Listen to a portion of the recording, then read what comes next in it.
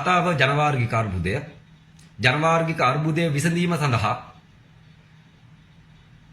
යලි අර පොත් තුන හදලා ගියපු කෙනා මහ පොළොවට වැඩි යුතුයි. නායකත්වයක් දරන්න කවුරු හරි ආවොත් වේලාසනින් කකුල ඉදිරියට තියුවොත් ඔහු අඩු ඡන්ද ප්‍රතිශතලාභියෙක් වනවා වැළැක්විය නොහැකි. අඩු ඡන්ද ප්‍රතිශතලාභියෙක්. ජනවාර්ගික අර්බුදයට විසඳුමක් කවුරු හරි දෙන්න ආවොත් අන්න එයා තමයි රටේ නායකයා වෙන්නේ. ජනවාර්ගික අර්බුදයක් තියෙනවා. බයිබලයේ තියෙන විසඳුමක් දෙන්න ඕන. කුරාණයේ තියෙන විසඳුමක් දෙන්න ඕන. මේ ඔක්කොම ත්‍රිපිටකයෙන් කරන්න ඕන. ඇවිල්ලා අහනවා කෝ දේව රාජ්‍ය උඹලා ගාව තියෙනවද? බල මොනවද කියෝ යන්නේ. නිකන් කියෝ කෑම කකාද යන්නේ. නැත්තම් අපිත් එක්ක එකතු වෙන්න. අනිවාර්යයෙන්ම මරණ මංචකයේ ස්වර්ග රාජ්‍යයට ඇතුල් වෙන්න පුළුවන් කියලා ස්ථාවර කළා ස්ථිර කළා පස්පාර වන්දවන්න වැඩපිළිවෙල සකස් කළා මෙත්බෝසතුන් නබි හැටියට උප්පත්ති ලැබලා පිට වෙලා තියෙනවා. අවකාශ ධාතුවට මිනිස්සු කිට්ටුම කරලා ගිහිල්ලා තියෙනවා. මොකද මේ විශ්ව ධාතුවේ තියෙන අවසන් ප්‍රතිඵලය මොකද්ද කියලා අහුවොත් අවකාශ ධාතුව වෙන්නේ. අවකාශ ධාතුව. අන්ධකාරයේද ආලෝකයේද සියලු වස්තුන්ද මේ මහ පොළොවද තියෙන්නේ යම්කිසි ප්ලේට් එකක් උඩ නෙමෙයි අවකාශ ධාතුව අවසන් ප්‍රතිඵලය. එහි තමයි සියලු ශක්ති ප්‍රභායන් පවතින්නේ. මෙතෙන්ට කිට්ටු කරලා යන්න නබිතුමා ඇවිල්ලා තියෙනවා.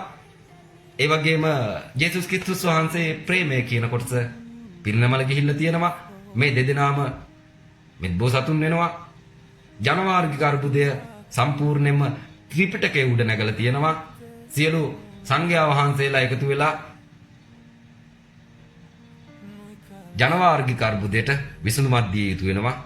විසඳුම දෙන්න දන්නේ නැත්නම් තමන්ලාට නිර්වාණය ගවේෂණය කරගෙන තනියෙන් යා යුතු වෙනවා.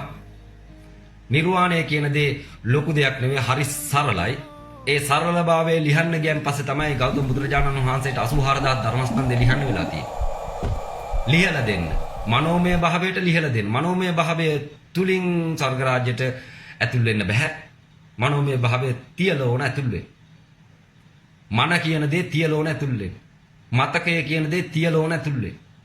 ඒ මතකය තියන්න යනකොට හුස්ම නතර වුණායින් පස්සේ මිනිසුන්ට මරගු යනවා. මතකය කොහොමද තියන්නේ?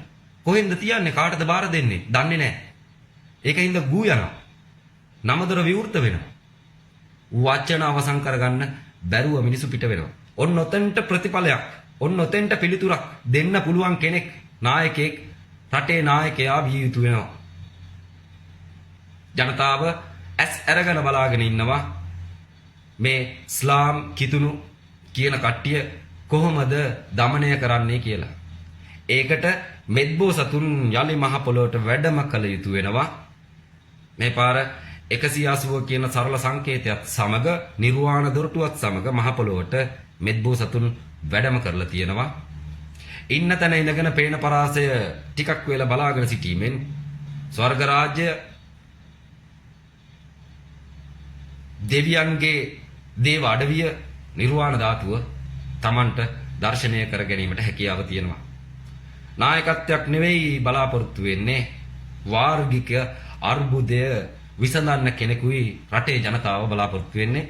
ජනනායකයින්ට පත් වෙන්න ඉන්න කට්ටියන්ටත් ඒ වගේම සාම්ප්‍රදායනුකූලව එන කට්ටියන්ටත් දෙන පණිවිඩයක් හැටියට තමයි මේක ප්‍රකාශ කරන්නේ. වාර්ගික අර්බුදය විසඳන්න යම් කිසි දෙයක් තියෙනවා නම් පමණක් වාඩි වෙන්න පුටුව තුලින්. නැත්තම් ඕක 2019 අප්‍රේල් මාසයෙන් පස්සේ උණු වෙන පුටුවක් ආකාරයට තමයි නම් වෙන්නේ. දැනට ඉන්න කෙනා ආරූಢයක් මතයි ජීවත් වෙන්නේ. ජය වේවා.